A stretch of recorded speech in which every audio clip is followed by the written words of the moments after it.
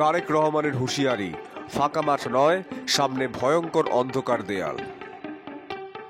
বিএনপির ভারপ্রাপ্ত চেয়ারম্যান তারেক রহমান নেতাকর্মীদের সতর্ক করলেন। শনিবার রাজশাহীতে রাষ্ট্রকাঠামো মেরামতের ৩১ দফা ও জনসম্পৃক্তি শীর্ষক বিভাগীয় প্রশিক্ষণ কর্মশালায় ভার্চুয়ালি যুক্ত হয়ে তিনি বলেন, যারা সামনে নির্বাচনের ফাঁকা মাঠ ভেবে খুশি হচ্ছেন, সাবধান, সামনে ভয়ঙ্কর অন্ধকার দেয়াল অপেক্ষা করছে। তারেক রহমান স্পষ্ট জানিয়ে দেন, বিএনপির নেতাকর্মীদের নামে মামলা শুধু কমবে না, বরং ষড়যন্ত্র সফল হলে তা দ্বিগুণ হয়ে যেতে পারে। তিনি বলেন, আজ থেকেই সতর্ক হতে হবে। জনগণের আস্থা ছাড়া কোনো পথ নেই।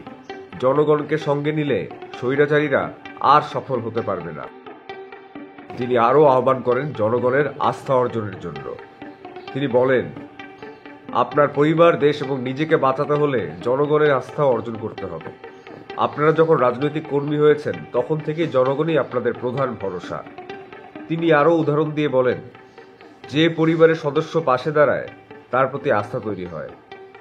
তেমনি জনগণের আস্থা অর্জন করতে হলে কাজ করতে হবে। ৩১ দফার বাস্তবায়ন।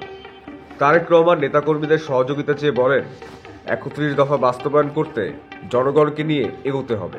প্রতিটি নেতাকর্মীকে জনগণের আস্থা ধরে রাখতে হবে। পরিবেশ নিয়ে পরিকল্পনা।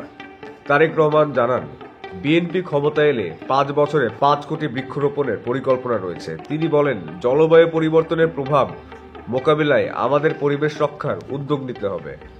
খালেদা জিয়ার সময় আমরা বৃক্ষ মেলা করতাম, সেটা আবার শুরু করব। ফারাক্কা বাঁধ ও আন্তর্জাতিক লবি। তিনি ফারাক্কা বাঁধ নিয়ে অভিযোগ তোলেন। পতিত স্বৈরাচার সরকার প্রতিবেশী দেশকে খুশি করতে ইচ্ছাকৃতভাবে বিষয়টি এড়িয়ে গেছে। আমরা ক্ষমতায় গেলে আন্তর্জাতিকভাবে বিশেষজ্ঞদের সহায়তায় দেশের ন্যায্য হিস্সা আদায় করব।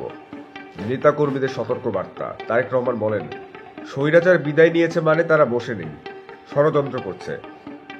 তাই জনগণকেই বিএনপির শক্তি হিসেবে কাজে লাগাতে হবে। প্রশিক্ষণ কর্মশালায় উপস্থিত নেতারা তারেক রহমানের এই বক্তব্যকে ঐতিহাসিক বলে অভিহিত করেন। তাদের মতে এটি নেতাকর্মীদের অনুপ্রাণিত করবে এবং বিএনপির ভবিষ্যৎ আন্দোলনে নতুন দিশা দেখাবে। Desk report, change TV digital.